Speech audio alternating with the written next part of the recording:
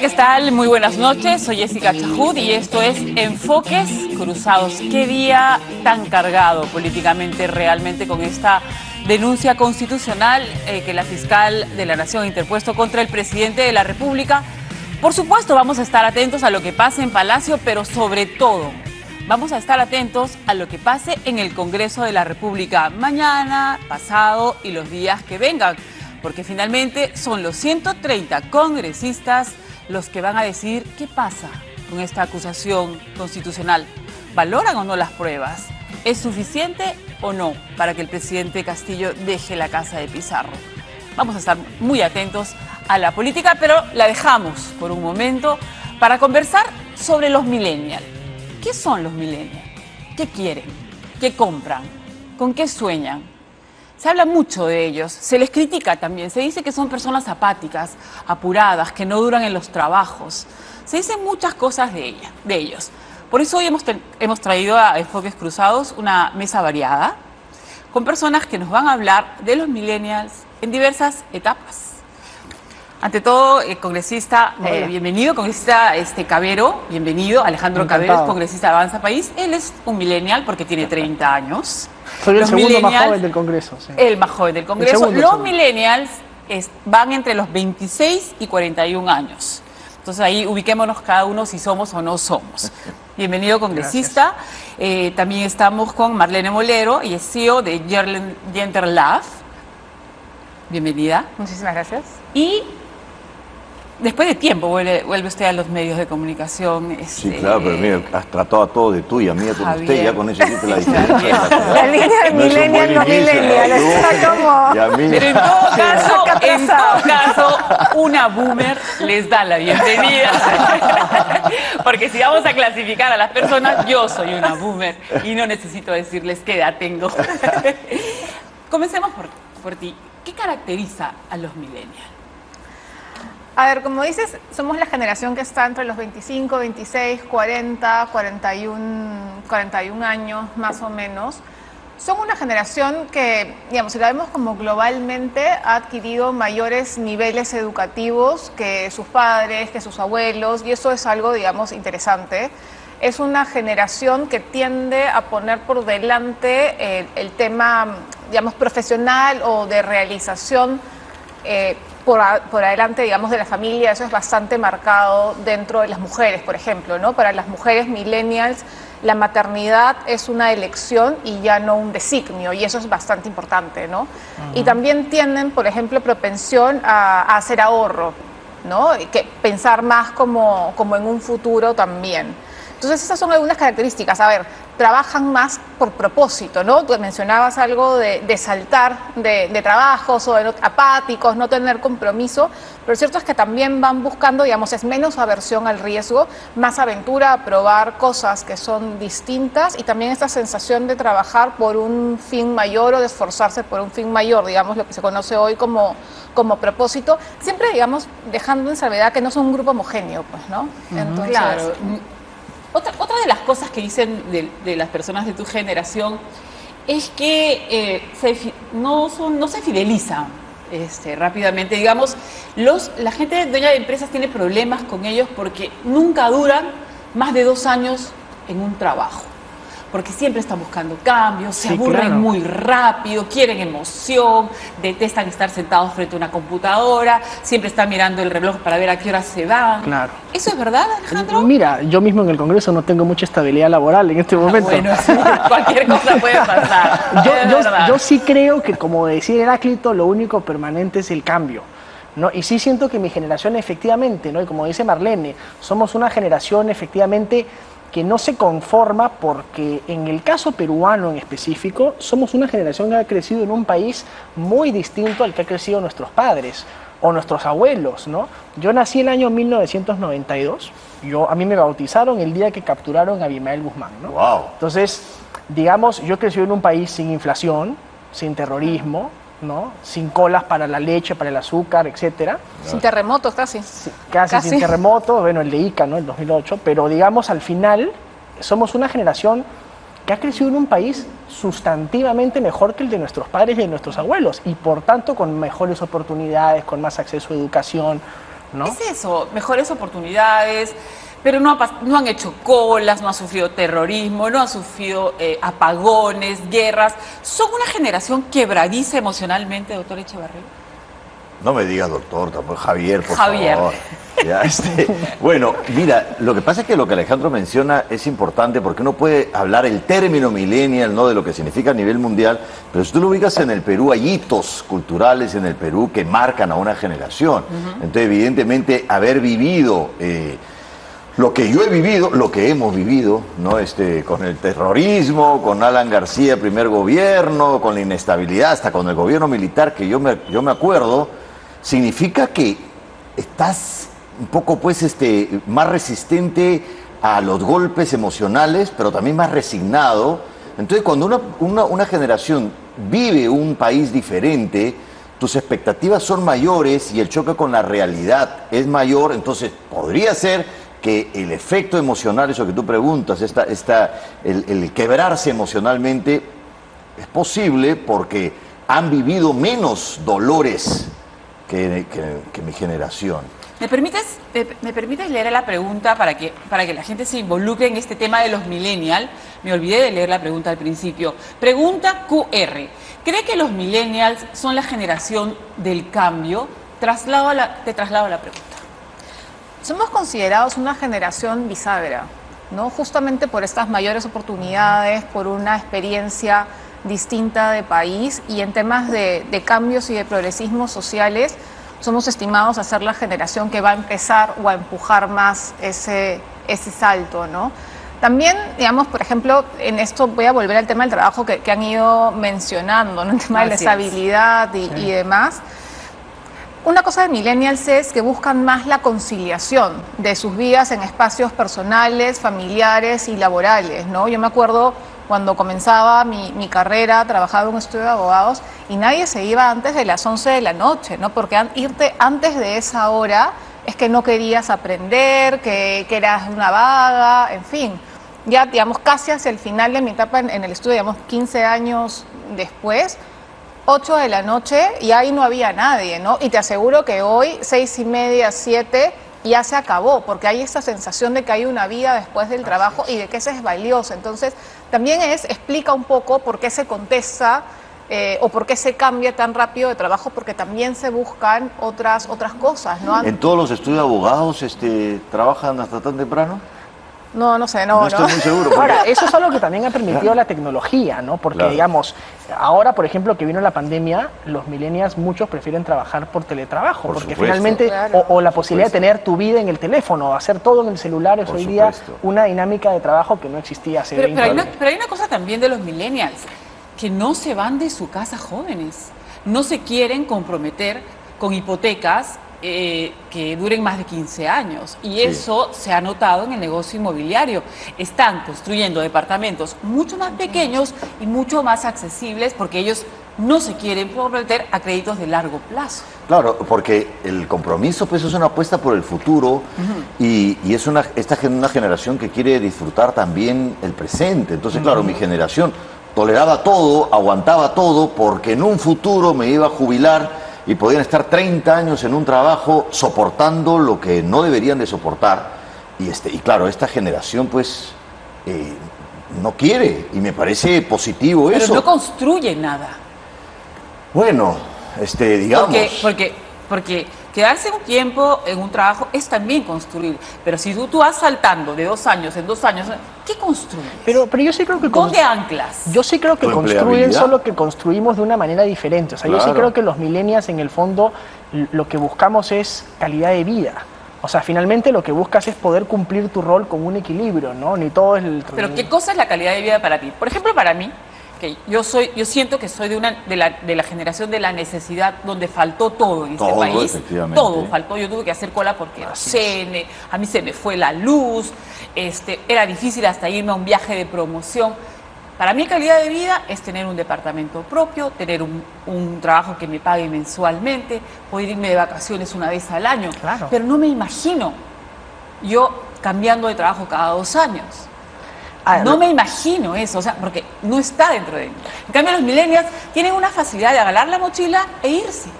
Lo que ocurre es que somos una generación, digamos, con horizontes distintos. O sea, nosotros lo que somos es adaptables, somos dinámicos, o sea, ¿no? Y sí creo que, hablando de esto de asentarse, ¿no? Si tú no lo miras desde la perspectiva política, en mi caso, ¿no? Tú dices, ¿por qué la generación millennial en el Perú no está tan metida en política? Creo que es porque muchas veces dimos por sentado que el Perú iba a seguir siempre creciendo, cada vez siendo más libre, más democrático. La generación de nuestros padres tuvo que pelear frente a o sea, tuvo que defender sus batallas frente al terrorismo, frente a las empresas públicas, o frente al país de esa época. Mi generación tiene 30 años de un país relativamente estable, recién ahora estamos viviendo un poquito de crisis, entonces hemos dado por sentado muchas cosas. ¿Y cuáles son las batallas de los millennials? ¿Por qué luchan? Mira, ¿Qué les apasiona? yo creo que como decía Marlene, nosotros sí tenemos causas bastante más liberales, ¿no? ¿Cuáles? Por ejemplo, la calidad de vida, la igualdad de los derechos, la libertad de poder decidir sobre tu propia vida, sobre tu propio destino, no estar amarrado a las tradiciones de la familia, o de pensamientos pues en los que tú estabas condenado a un solo destino y trabajabas desde que tenés 18 hasta que tenés 65 en la misma empresa, ¿no? Hasta las 11 de la noche y vivías simplemente para jubilarte. ¿Qué tiene de malo seguir las tradiciones de la familia? ¿Por qué Bueno, para los millennials estar amarrado a las tradiciones de la familia es algo malo? Justamente por el hecho de cambiar es porque hay muchas cosas que no funcionan. Esas tradiciones también cubrían muchas sombras que teníamos como sociedad, en donde tolerábamos cosas que no se deberían de tolerar. O sea, por ejemplo, uno habla de que el millennial tolera menos, ¿no? Pero claro, el hecho de que tolere menos también para las cosas positivas y negativas, porque puede ser que tolere menos la frustración, pero también tolera menos el racismo. Mi generación vivía en un país donde eso estaba absolutamente establecido y el maltrato al otro y la falta de consideración estaba también ahí establecido. Ahora hasta el término bullying, por ejemplo, que se habla tanto, en mi generación ni siquiera existía una palabra para el maltrato y la humillación, era simplemente parte de la vida diaria y la persona que botaban a un tacho de basura salía, se limpiaba y seguía porque así era la vida. En cambio ahora eso puede ser motivo de noticia, de escándalo, de denuncia, y me parece bien que no lo tolere. Y creo que también es porque las estructuras sociales han cambiado. No solo valoramos más la diversidad, sino que vivimos en una sociedad también, digamos, donde hay mucho mayor movilidad social. Claro. En el Perú de hoy día hay mucho mayor movilidad social, entonces en ese sentido uno también diría, se valora más la diversidad, se valora más lo diferente, y eso creo que es bueno. Y creo que... Exacto. Pero, por ejemplo, una de las cosas que también hacen los millennials es postergar, como tú dices, la maternidad. Pero están reemplazando, y esto es verdad, de tener hijos a tener animales, los perrijos, los gatos. Entonces tú ves una persona Eso y yo no lo yo entiendo no me quiero casar, yo no quiero tener hijos, yo tengo mi perrijo. Yo Le lo hago su entiendo. cumpleaños, tiene una camita especial, los juguetes, es una... ¿Por qué? Pero Es no que son yo todos, creo que hay un cuestionamiento, digamos, a mandatos sociales, ¿no? Yo creo que antes, nuevamente, tener hijos, tener una familia, digamos, tradicional. Que no tiene nada de malo. ¿O sí? No tiene nada de malo, ¿no? Pero era, digamos, básicamente ni lo cuestionabas, era lo que venía y lo que seguía en la vida, de pronto por lo que luchabas en tener estabilidad, por lo que te metías en una hipoteca de 20 años, 15 años, 25 años, y hoy eso, digamos, ya se cuestiona, ¿no? No porque no sea válido, sino porque no es el único camino que tienes ahí al frente. Y esto mételo junto con la entrada, digamos, más agresiva de las mujeres a los mercados de trabajo, ¿no? Que finalmente hace que cuando estás estoy hablando de mujeres profesionales, ¿no? Que cuando estás ascendiendo en una escalera corporativa, más o menos se te cruza con las edades de maternidad. Entonces, en un sistema que además claramente no permite la conciliación porque le tira todavía, incluso legalmente, el cuidado a las mujeres, la edad de maternidad se empieza a postergar. Tenemos un bono demográfico todavía, pero ese bono demográfico, digamos, ya PNUD lo dijo, ¿no? En los siguientes 15, 20 años se nos acaba, y en ese momento seguramente tomaremos el camino que han tomado países europeos cuando esto les pasó, de empezar a pensar políticas que animen más a esto, ¿no? Hay un estudio que hizo ICAE hace un par de años, no sé, seguramente lo viste, sobre mujeres millennials profesionales en ciudades, ¿no? Y una de esas ciudades fue Lima y una de sus conclusiones era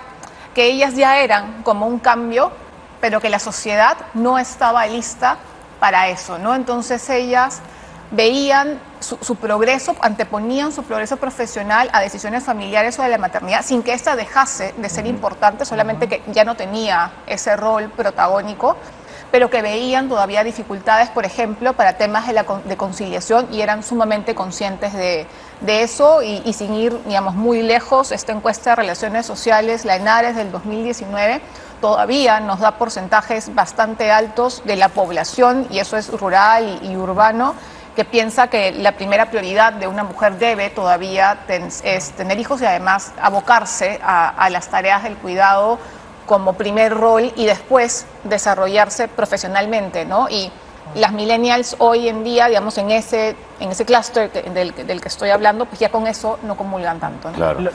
Perdóname, lo que ocurre es que creo que efectivamente eso, lo que digamos, creo que identifica a los millennials es que finalmente tú tienes la libertad de escoger cuál quieres que sea tu proyecto de vida. Puedes o no estar de acuerdo con los proyectos de tus padres o de tus abuelos o de otras generaciones, pero vas a ser tú quien decida. O sea, tú vas a decidir qué tipo de vida quieres, si quieres priorizar la maternidad, si quieres priorizar la vida profesional, y habrán personas que lo harán y no tiene absolutamente nada de malo, pero ya en la generación millennial está en ti, ¿no?, decidir si lo quieres hacer o no. Ahora hay un punto importante, porque lo que tú dices, yo soy psicólogo corporativo y yo veo lo que surge como problema en las empresas con una edad, porque como tú dices, ¿no?, pueden estar poco tiempo. ¿Cómo haces tú para invertir en capacitaciones en alguien Así es, que se te al va? año se va y que no sabes tú? No, y a mí me ha pasado, de pronto capacito a alguien, de pronto, bueno, algo ha cambiado en mi vida, ¿no?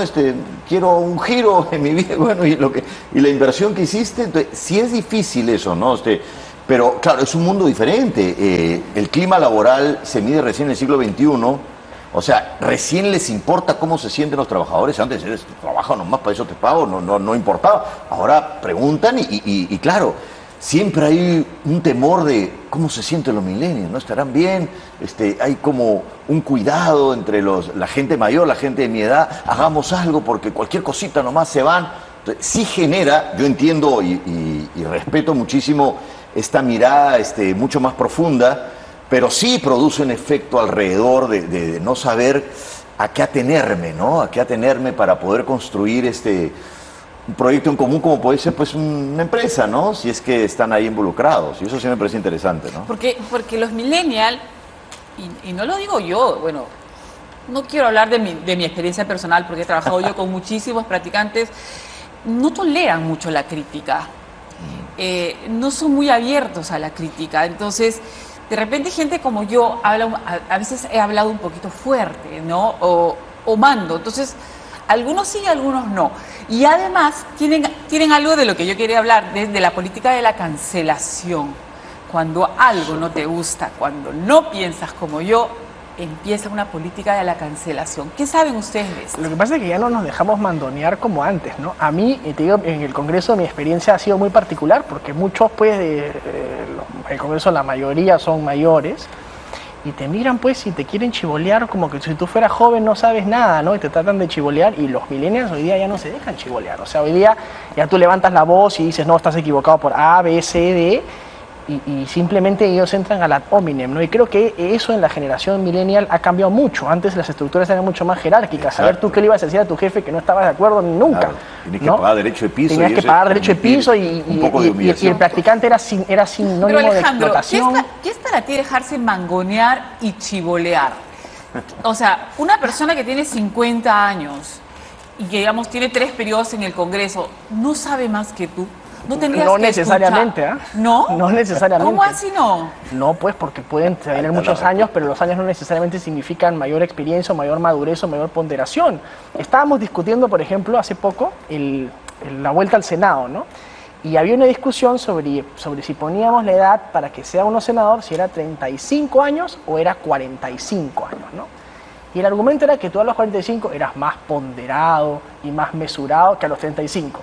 Cosa que no es necesariamente verdad. Uno puede tener 80 años y miren el primer que tenemos, perdón el comentario político, no es necesariamente sinónimo de moderación o de ponderación. O sea, el número no da la ponderación. La da la persona, los argumentos, la razón, lo que tú digas. Y si eres una persona de 25 hiper preparado o preparada, ¿por qué no?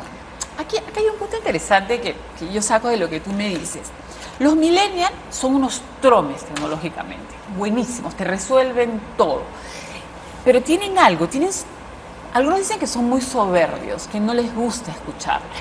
¿No te parece que una combinación entre lo que ustedes saben hacer con este aparato y con la experiencia de las personas mayores saldría algo bueno de esto, algo destacable? Por supuesto. O sea, pero si tú sientes que te chivolean y te mangonean alguien que tiene eso depende. experiencia... Yo escucho muchísimo a la gente mayor y creo que tengo un montón que aprender de la gente mayor. Pero una cosa es que tú tengas la disposición de querer aprender porque es tu voluntad, y otra cosa es que venga el mayor y te diga, tú tienes que hacer lo que yo te diga porque yo sé más que tú. Y porque tú por chibolo no sabes. El approach es diferente. O sea, hay todo un valor en la diversidad, ¿no? Y la diversidad, entre otras cosas, incluye el tema etario. Entonces, es un aprendizaje continuo, ¿no? Y recíproco, donde aprendes de las personas que tienen más experiencia, pero también aprendes de personas más jóvenes que tienen otras vivencias y que han crecido, digamos, en otros contextos y en consecuencia tienen otra visión.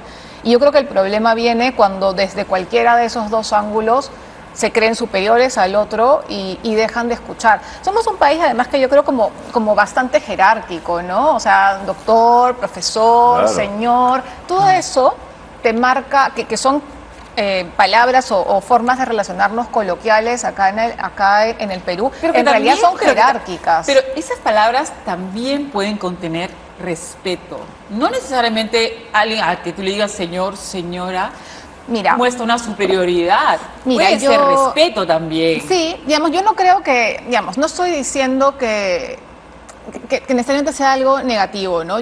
Mira, te cuento una experiencia, les cuento una experiencia. Yo terminé mi carrera en Suecia, en Estocolmo, ¿no? 2004, por ahí. Y cuando llegué me dieron un libro que se llamaba Mentalidad Sueca, ¿no? Swedish Mentality. Wow. Llegué y me entregaron como estudia como el somos. manual, ¿no? Ya puntual, etcétera. Yeah. Pero entre esas cosas, y todavía me acuerdo hasta hoy, había esto de romper las jerarquías, pero para marcar horizontalidad e igualdad.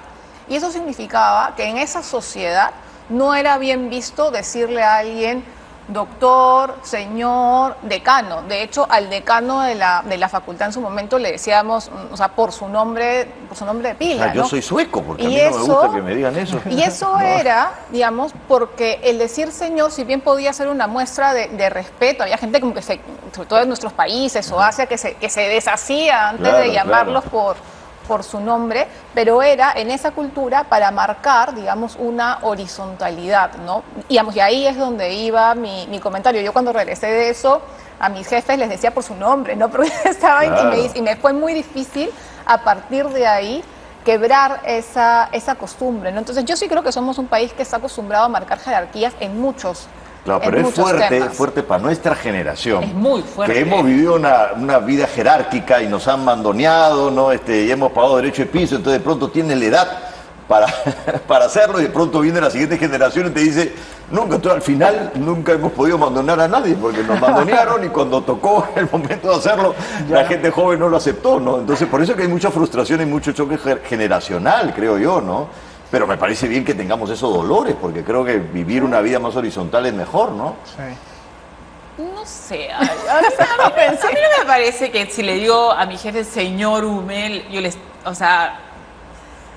me sienta menos que él. O sea, yo siento que es una forma de respetar a las personas. Hay cosas que se mueven, creo que tú de pronto lo manejas mucho mejor, que se mueven a nivel consciente, y hay cosas que se nos mueven a nivel inconsciente, ¿no? Y de pronto a nivel consciente no es que te sientas menos ni nada por el estilo, pero a nivel inconsciente de pronto algo diferente se va generando, ¿no? Pero que sea una cosa, o sea, que nazca, o sea, yo creo que lo que es interesante en los millennials es que tiene que nacer de uno, tiene que uno decir, oye, yo quiero decirle doctor por una cuestión protocolar, o quiero tratarlo de tú, lo que sea, ¿no? Lo que ocurre es que, y creo que esto es un debate en la generación millennial, y tú lo mencionaste hace un momento, es que si no lo haces, entonces viene la cultura de la cancelación, ¿no? Claro. Y todo el mundo te cae encima si es que no sigues el estándar. Y ¿Tú has sufrido cancelación va en el montones de Twitter? veces, porque A yo ver, soy, ¿por qué, por porque soy ejemplo? políticamente incorrecto, pero eso no quiere decir necesariamente, o sea, no estás en consonancia con lo que todos pueden pensar o con lo que todos pueden decir.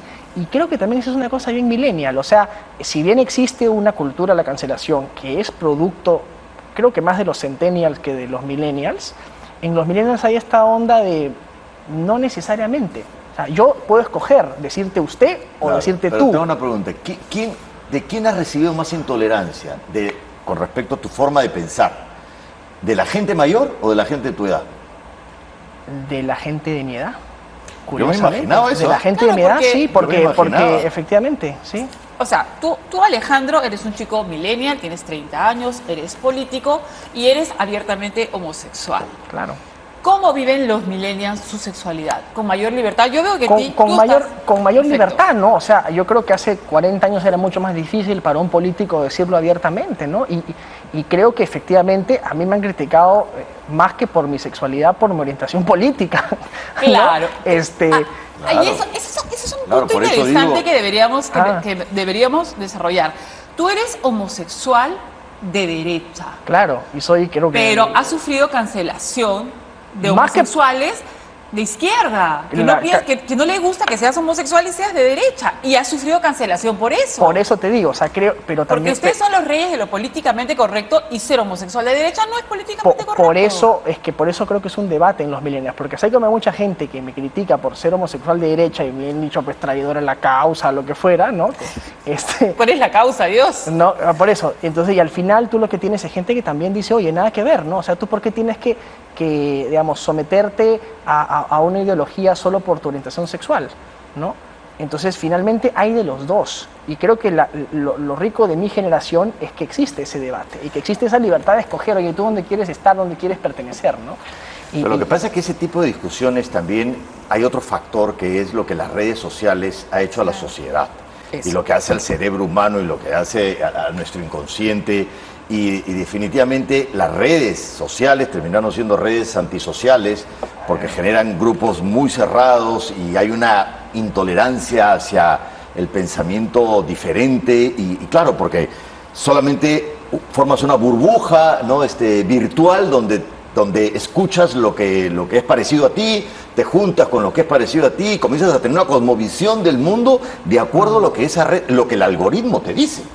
Pero eso es más centennial, ¿no? Porque en los millennials, yo, por lo menos mi infancia, la crecí sin Pero sin perdóname, redes sociales. yo creo que sí, pero ¿no? yo creo que es verdad, pero esto de las redes influye en todas las generaciones, inclusive en la mía, ¿no? Y quizá los centennials que saben que esto es así, yo he visto a muchos de ellos que pueden cuestionar más, que de pronto hasta mi generación, que puede creer en una fake news sin ninguna posibilidad de evaluación, porque está acostumbrada a que lo que sale en los medios es lo que es, ¿no? Entonces, yo creo que mucho de estas intolerancias tiene que ver con lo que la tecnología ha traído, que trae una cosa positiva, pero también despierta un monstruo que tenemos como sociedad, ¿no? Y es verdad,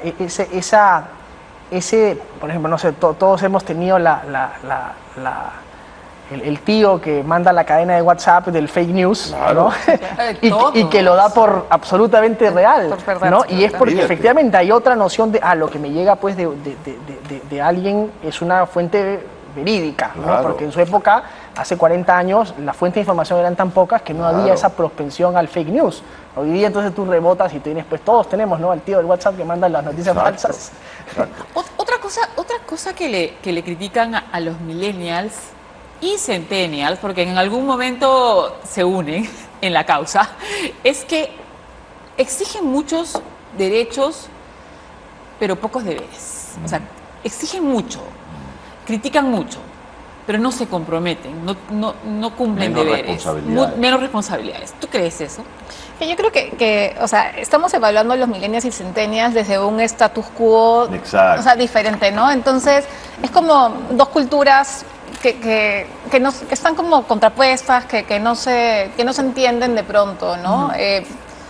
Y hay que entender, digamos, creo yo, a una cultura o a un escenario millennial en la vorágine Ya. en la vorágine de su propio cambio, ¿no? Y no necesariamente evaluar eso como algo que es negativo, ¿no? Digamos, yo soy millennial, agarrándome de la parte de arriba de las primeras generaciones, y trabajo con muchas personas que son millennials, enseñado en la universidad y en consecuencia, digamos, eso me expone a los cambios generacionales y yo no veo esa volatilidad como un problema, ¿no? He aprendido a convivir con ella, he aprendido a que la gente que trabaja conmigo en 2 años se va de maestría, se va a un doctorado, y yo aprovecho muchísimo el tiempo. Pero tú no que, los tienes que contratados. pasa. Sí, claro. ¿Así? Yo tengo un equipo, por ejemplo, estoy hablando de mi equipo, Ya, ¿no? ok. Que es como una experiencia cercana, o cuando trabajaba en otros lugares que también trabajaba con ellos.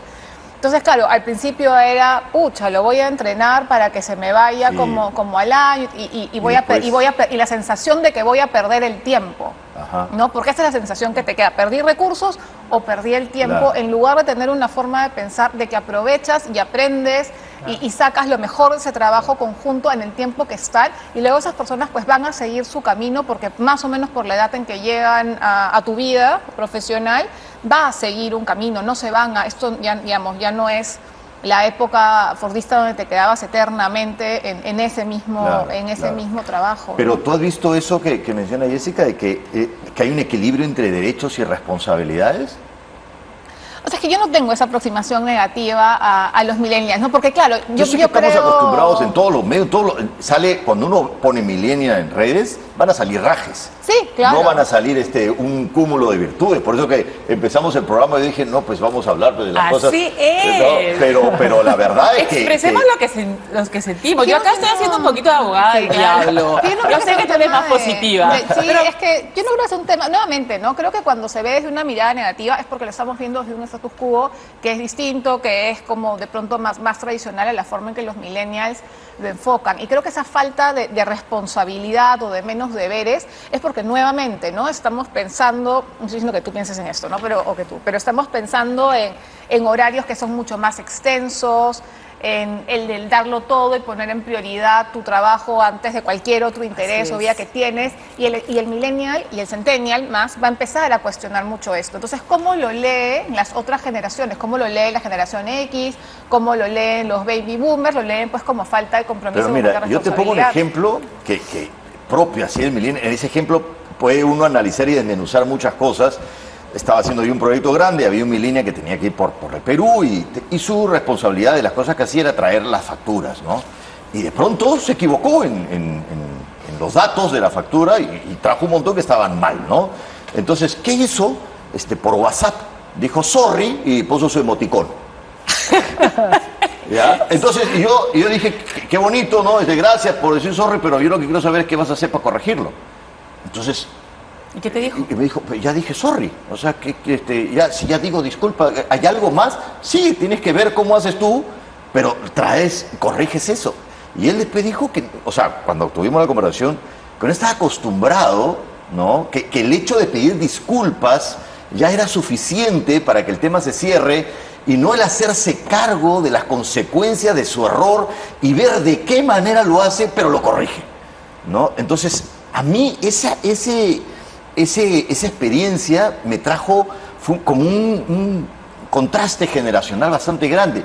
Yo no hubiera podido a esa edad decir sorry, yo hubiera Mirado encontrado solucionar. la solución, y probablemente, y el error de mi generación probablemente ni lo hubiera dicho, ¿no? Yo hubiera tenido la solución que nadie se dé cuenta. Eso debe, yo no dudo que sea cierto, yo seguramente tendré, y tú de pronto, experiencias similares, pero también tengo muchas experiencias distintas, ¿no? Donde sí han buscado la solución, donde vienen con el problema, vienen con la metida de pata, vienen con cómo salir. Entonces, vuelvo al punto anterior, ¿no? Creo que mucho es desde el punto de vista desde el que analizamos estos cambios que la generación millennial trae. Y creo que hay dos cosas ahí, ¿no? Porque lo que dice Javier es muy cierto. O sea, yo sí creo que justamente porque hemos crecido en un país cada vez relativamente mejor, Exacto. hemos dado muchas cosas por sentadas. Entonces, efectivamente, no hemos sido puestos a prueba con la ferocidad con la que fueron puestos a prueba en un país más difícil nuestros Exacto. padres y nuestros abuelos. Pero eso no necesariamente es malo per se, porque lo que dice Marlene también es verdad en el sentido de que somos una generación que también está pensando siempre en cuál es el siguiente paso, porque hemos tenido la oportunidad de crecer más y mejor que nuestros Eso es padres. Y entonces estamos pensando siempre qué vamos a hacer para crecer, y eso puede conllevar a situaciones en las que efectivamente cambies muy rápido de trabajo para crecer profesionalmente. ¿Les parece si vamos a un corte, pero voy a volver a leer la pregunta, por favor? ¿Cree que los millennials son la generación del cambio? Vamos a ver, y además a la vuelta del corte quiero preguntarles qué valoran de las generaciones anteriores y qué les gustaría tener de las generaciones de los boomers. Corte y volvemos. Estamos hablando de enfoques cruzados de los millennials y yo les planteaba una pregunta a nuestro panel antes del corte. ¿Qué valoran ustedes de las generaciones anteriores? De los padres, de los abuelos, de los bisabuelos. Se quedó ¿Qué pensando, hicieron? se quedó Y pensando. no, Se quedó pensando, Alejandro sí. dijo, Dios ¿qué mío, cosa qué valoro? pregunta ¿Qué cosa tan valoro? difícil, qué pregunta. Se te vino con la cabeza, Alejandro. Es que mira, más que una cualidad per se, yo te diría que mira, yo tengo en política, la mayoría de mis mentores políticos han sido gente mayor. El líder de mi partido es Hernando de Soto, tiene 80 años, ¿no? Y yo lo que más valoro de, por ejemplo, ir a escuchar a Hernando, para ponerte un ejemplo, es la experiencia, porque muchos de ellos ya han vivido, no solo en materia política, sino también cuando vas y hablas con tu abuelo en materia personal, en materia afectiva o en materia amical con cualquier persona que sea mayor que tú, es eso que ellos ya vivieron. Ellos ya pasaron, ellos ya sufrieron como tú, ya lloraron como tú, ya aceleraron como tú, y te dicen cuál es su perspectiva. O sea, ese consejo es bien valioso para alguien joven, porque además es una generación que busca abrirse paso, y que a veces no tiene la orientación. Creo que eso siempre ha sido igual, pero es lo que yo finalmente he terminado ¿No valorando. crees que por lo menos tenemos menos drama? O sea, nuestro volumen del drama es un poco menor por los dolores vividos. Yo veo que mucha de la gente joven, por haber vivido menos malas experiencias, de pronto una situación la viven con una intensidad que yo digo, pucha, en realidad... Es más, en las, O sea, en las universidades norteamericanas hay que ser muy políticamente correcto porque se habla de que los estudiantes se quiebran muy rápido. Cuando el profesor dice algo que los ofende, hay una habitación especial donde ellos se recuperan emocionalmente. ¿Hay una habitación? Sí, especial, sí. especial donde ellos se recuperan. ¿Has escuchado de lo que Sí, es que- se recuperan del golpe emocional? Es que ahí Javier sí tiene mucha razón en Me el escuchas, sentido de sí. que una cosa importante en la gente mayor es la ponderación. O sea, ¿no? Frente a una cosa catastrófica, miran con cabeza fría. Los millennials, para actuar con cabeza fría es bien difícil, ¿no? La mayoría actúan rápido, ¿no? Eso creo que es una cosa importante. Pero ¿no? lo que Entonces, pasa es que, claro, no solamente la situación política, sino que ustedes, sus padres, los han criado con un ambiente más protegido. O sea, las navidades de los chicos jóvenes podían ser, sus cuartos podían ser unas jugueterías de una cantidad de diversidad de juguetes, por supuesto dependiendo de la clase social, pero en general hasta las personas humildes reciben mucho más juguetes de lo que recibían los padres que eran más humildes. En mi caso, en tu caso no era así, no te dan un juguete, un regalo, nada más. Entonces, evidentemente los papás, no hay Creo una... que hemos pasado de un Mi extremo al rey, otro. mi reina, mi hijito, mi hijita, y de pronto el mundo puede ser más duro y no tienes esas herramientas emocionales para enfrentarlo, creo yo.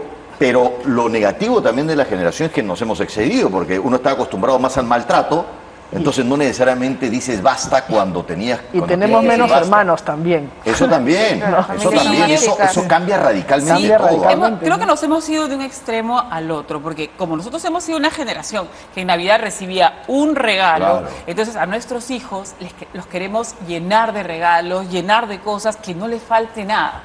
Entonces ellos creen que eso es algo ya normal, ¿no es cierto? Pero hay que ganárselo.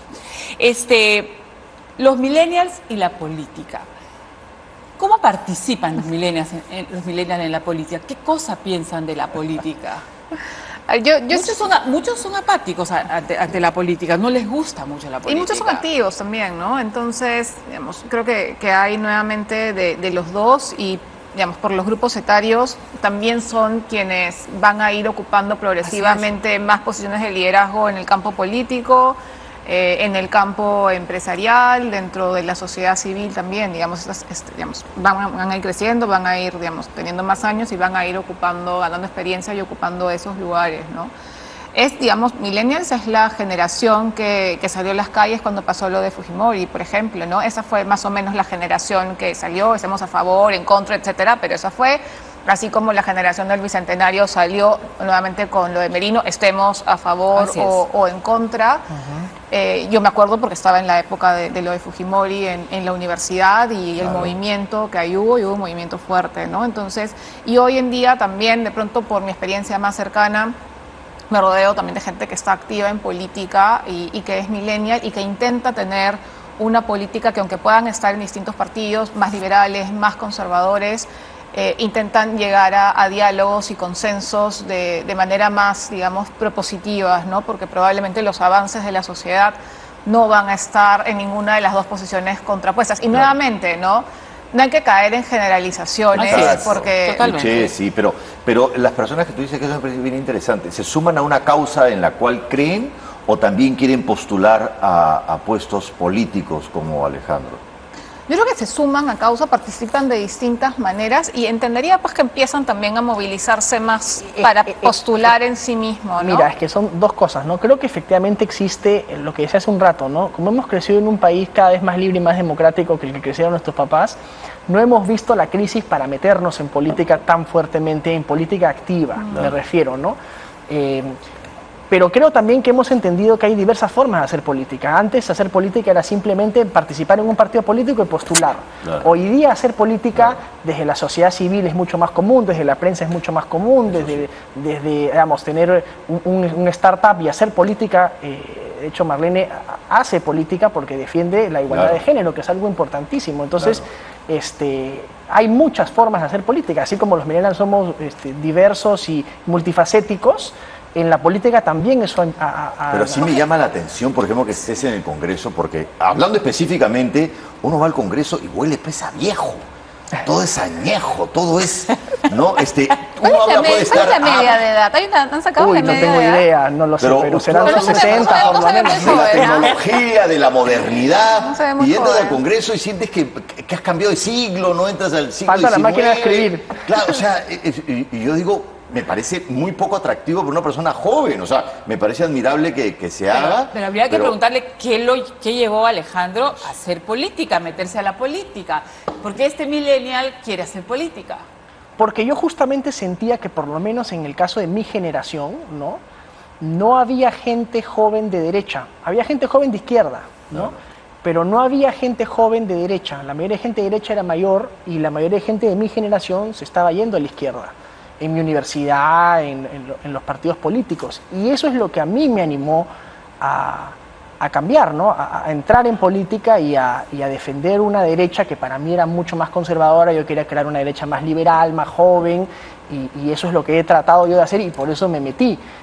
Pero vuelvo a decir, o sea, creo también que existe en el Perú gente joven de otras tendencias, ¿no? Hay gente joven de derecha más conservadora. De hecho, colegas míos en el Parlamento, Alejandro Muñante de Renovación Popular tiene 32 años, también es millennial, ¿no? Y es conservador, yo soy Pero más les liberal. debe de chocar, me Rosángela imagino, Barbarán es fujimorista. el Hay de contexto, todas las ¿no? tendencias. Adriana Tudela también. Adriana Tudela es mi bancada, así es. Ajá. Claro, pero les debe chocar el contexto de cómo funciona el Congreso, no sé, siempre, ¿no? Pero mira, o sea, lo menos millennials que hay, en términos filosóficos, en términos profundos, no más allá de la edad. Lo que pasa es que creo que tú en el Congreso sientes el peso de la historia, porque sea la generación en la que estés, el Congreso tiene 200 años. Sí, pues. O sea, tú vas a sentir siempre que estás una generación, digamos, detrás de los que estuvieron detrás tuyo, porque en el Congreso tú ves y entras y está la estatua de Bolívar, o sea, hace 200 años que existe la institución. Entonces tú estás siendo simplemente el recambio generacional de algo que va a pasar después de ti, ¿no? ¿Qué despierta la indignación de un millennial? Tú, Marlene, nos decías que ellos marcharon contra Fujimori, marcharon contra Merino, pero ahora no los vemos marchando, digamos, contra Castillo en las calles. ¿Por qué? Preguntita que te hacen. Sí, ¿no? A ver, yo creo que hay como y no solo, bueno, sí, de pronto no son solo ellos, ¿no? Pero hay como un hartazgo muy fuerte, ¿no? Yo creo que estamos viviendo una situación decadente, lamentable, y creo que los términos se aplican, seas de izquierda o de derecha, porque cada quien va a ver lo lamentable, digamos, en el otro extremo, ¿no? Donde hay poco diálogo. Yo creo que la generación no hay que ni idealizarla ni satanizarla, Exacto. ¿no? Así es. Porque efectivamente, Exacto. digamos, hay algunos congresistas que son más jóvenes en el Congreso, pero que les ves también las costumbres de pronto de otros pares de otras generaciones mayores, ¿no? Que lo que hay que hacer es generar estos diálogos y hoy esos diálogos lamentablemente no lo vemos mucho, ¿no? Creo que hay una situación de hartazgo, de no ver salida, pero también hay un tema de cuestionamientos, porque hoy cuestionamos mucho el privilegio, por ejemplo, ¿no? Sí. Es como una palabra que Sí, sale sí, sí. o sea, no recientemente, pero digamos sí sale en los últimos años. Hay un cuestionamiento, hay una crítica a quien no sabe tener responsabilidad en el ejercicio del privilegio, porque el privilegio no tiene nada de malo. Lo que pasa es que trae responsabilidad. Hablamos más de género, discutimos más de enfoque de género, discutimos más de racismo, discutimos más de orientaciones sexuales, de identidades de género. Hoy se plantean una serie de proyectos de ley que hace décadas, digamos, ni siquiera pues se vislumbraban que podían ser, ¿Qué ¿no? es el privilegio? Sí, constantemente se habla, ¿no? ¿Qué cosa es eso del privilegio? A ver, ponme algunos ejemplos. O sea, el privilegio, digamos, y creo que cuando en algún momento tú lo mencionaste también, ¿no? Todo esto cuando estaban conversando de los regalos, por ejemplo, de Navidad, nosotros venimos, creería, todos de más o menos de ambientes donde hemos podido tener acceso a una educación, Claro. seguridad alimentaria, seguridad de una vivienda, seguridad de servicios básicos, para ni siquiera entrar a hablar de lujos, ¿no? Sino Claro, de claro, tener claro. cubiertas necesidades Así básicas, es. de pronto eventualmente una educación privada en un país donde la educación pública no necesariamente tiene el nivel educativo que debe tener. Entonces todo eso nos pone en un punto de partida distinto, ¿no? Estamos como más adelante en esa cancha de atletismo, ¿no? En consecuencia, las oportunidades que van a venir, vamos a estar en una mejor posición para poder agarrarla, ¿no? Digamos, hay un privilegio en ser hombre, hay un privilegio en ser heterosexual, hay un privilegio en este país en tener tez blanca, ¿no? Esa combinación puede hacer que te contraten para un puesto y no significa que necesariamente te hayas esforzado más, ¿no? Que hay una serie de factores que hacen que esa ¿Y oportunidad qué llegue debería a hacer ti. esta persona que digamos, ha recibido estos privilegios como lo menciona? O sea, ¿qué Debe debería sentirse hacer culpable. para que haya una aceptación en las redes, pedir perdón, qué cosas? Y es que yo no creo que tenga algún tema de pedir perdón, ¿no? Pero creo que parte de arranque por no negarlo, ¿no? Hay toda esta retórica de la meritocracia y de que yo me lo gané con mi esfuerzo, y por supuesto que te ganaste muchas cosas con tu esfuerzo, porque estudiaste, porque trabajaste, porque te esforzaste, pero también reconoce que tu punto de partida de pronto fue diferente. Por eso el privilegio no es malo, pero el privilegio tampoco puede tener una soberbia de pretender que no tuviste esos kilómetros, digamos, de adelanto que no tuvieron otros. Y Mira, tener responsabilidad en el sentido de ir a generar, digamos, progresos, porque si tienes un lugar con más voz, úsala para darle voz a otras personas y para canalizar necesidades. Claro, pero yo sí creo, mira, y ahí quizás hay una diferencia ideológica, ¿no? Porque yo viniendo más de una derecha liberal, sí creo que, como decía Ortega y Gasset, todas las personas somos yo y tu circunstancia. Claro. Digamos, siempre vas a ser el yo y tu circunstancia, ¿no? Y yo sí lo que no creo, y esto es un debate también dentro de los propios millennials, es finalmente si debes vivir dándote latigazos en la espalda por las cosas que has podido lograr o las cosas que has podido hacer. Y yo creo que eso no necesariamente es bueno. Yo sí creo y coincido que la libertad viene con responsabilidad, ¿no? Y tú tienes que ejercer tu proyecto de vida en función de cómo construyes algo mejor, cómo eres responsable y cómo construyes una sociedad y una vida mejor. Pero, y por eso yo creo en la igualdad, simplemente. Yo, Claro. yo nunca he sido, por ejemplo, siendo millennial, en la discriminación positiva, por ejemplo, o en las cuotas, Claro. que es debatible, es absolutamente debatible, ¿no? Justamente porque tengo otra visión.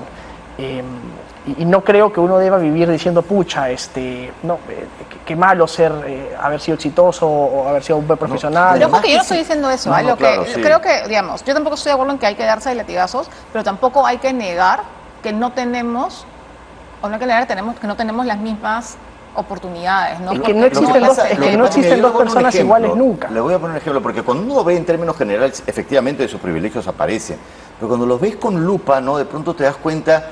Mira, yo hago mucha orientación vocacional de hace 30 años y además he visto cómo los jóvenes venían una época ilusionados por hacer algo por el Perú y ahora solamente quieren irse. O sea, es muy triste, ¿no? Porque solamente quieren irse. Una vez estuve en un taller, lo pongo de ejemplo para que uno lo vea, habían las hijas de una de las personas más ricas del Perú, ¿no? Y a la vez había un chico que era hijo de una persona que lavaba carros, ¿ok? Y el chico la persona que lavaba carros no quería estudiar en la universidad, ¿no? Porque sus papás tampoco habían estudiado y él no quería. Y sus papás no aceptaban esa decisión del chico. Y la chica del hombre más rico del Perú quería ser artista. Y el papá no aceptaba. Y los dos sufrían porque los papás no le permitían cumplir su proyecto de vida. Ella se consideraba que estaba en una jaula de oro, ¿no? Pero claro, y el otro en una especie de jaula que también no es de oro. Pero entonces, claro, uno lo ve y uno dice, esta chica tiene todos los privilegios, ¿no? Y este chico no tiene ningún privilegio. Pero a la hora, el dolor era similar a pesar de las circunstancias. Y creo que cuando uno ve las circunstancias de cada uno dentro de la familia, no solamente la mirada general sobre dinero o raza, te encuentras con dolores y características que rompen un poco esa lectura que es importante pero que es general, ¿no? Tenemos que ir a la Pero pausa, ahí- pero Sí. tenemos que ir a la pausa y volviendo cerramos ideas. Tengo que leer el resultado de la encuesta, pero la Ah, cámara ya. me tapa. Así es que si hago un poquito más a la derecha, yo puedo leer. A ver, ¿cree que los millennials son la generación Bueno, nos vamos del mal, cambio? Sí, 141 personas. No, 425 El personas. público de este programa es millennial. Esa es la pregunta. No, El público de este programa- Público boomer. Sí, es boomer, Bueno, es boomer. son boomer. Bueno, vamos a la pausa. Después de haber dado los resultados de la votación, yo quisiera pedir a cada uno de mis invitados que diga un par de cosas positivas que aportan los millennials para su patria. A ver, contigo. Yo Un creo par de que cosas. hay un cuestionamiento al status quo, un Cuestiona. desafío al status quo y quisiera creer que empujamos, digamos, progresión social, ¿no? Yo creo que, coincidiendo con lo que dice ella, dinamismo, ¿no? Somos una sociedad que justamente porque no se conforma con el status quo y busca siempre el cambio, innovamos y avanzamos, ¿no? Y se van. Y se nos vamos, pero también traemos cosas, Sí. ¿no? Traemos avance, traemos dinámica, traemos cosas diferentes, ¿no? Y eso creo que es bueno también. Sí. A mí me parece extraordinario este concepto de propósito que no está en mi generación y que buscan una vida mejor, ¿no? Y que realmente se toman las cosas en serio para decir, a ver, qué cosa quiero yo aportar, qué huella quiero dejar, y no este concepto tan chato que había en mi generación de solo sobrevivir, paga las cuentas y espera el momento en el que te mueres. No, o sea, creo que la vida tiene una profundidad, una filosofía mayor, y creo que los millennials nos dan nuevas preguntas y creo que eso ayuda a despertar también. Claro, son un aporte, son un aporte. Y ojalá hubiera más millennials en el Congreso de la República, ¿no? Mira, somos el Congreso, es interesante, somos el Congreso con más mujeres en la historia, 51. Eso es paridad y alternancia, ¿no? Y somos el Congreso, pero se mantuvo el voto preferencial, cosa que hizo que la gente escogiera eso. No fue una imposición de la ley, fue la ciudadanía en voto preferencial que escogió más mujeres, 51 mujeres, el número más alto en la historia del Perú. Y somos el Congreso con más jóvenes. Tenemos la primera mesa de jóvenes parlamentarios en el Congreso. Somos casi 20 parlamentarios que tenemos menos de 35. O sea que son dos avances sustantivamente importantes, ¿no? Bueno, muchísimas gracias por haber venido. Tienes un taller de storytelling. Sí, A ver, efectivamente, cuéntanos. sí. Me François encanta Vallée, esto. que es el maestro de la narración, que fue mi maestro, está en el Perú, porque ahora ya no vive acá, y el 24 de octubre vamos a hacer un taller, una clase, digamos, de 3 horas, ¿no? Práctica, François y yo. Él es filósofo, yo soy ¿Para psicólogo. qué sirve ha el sido storytelling? Es aprender a narrar historias, pero si tú aprendes a narrar historias, aprendes a narrar tu vida también, ¿no? Yo creo que muchos de los problemas que tenemos es que creemos que los hechos son hechos, pero en realidad es cómo narran los hechos lo que hace que tu vida pueda tener un estándar diferente. Bien, ya, Betsy nos dice que tenemos que irnos. Muchísimas gracias a los Gracias, tres por encantado. haber aportado ideas tan interesantes en esta mesa y esta noche.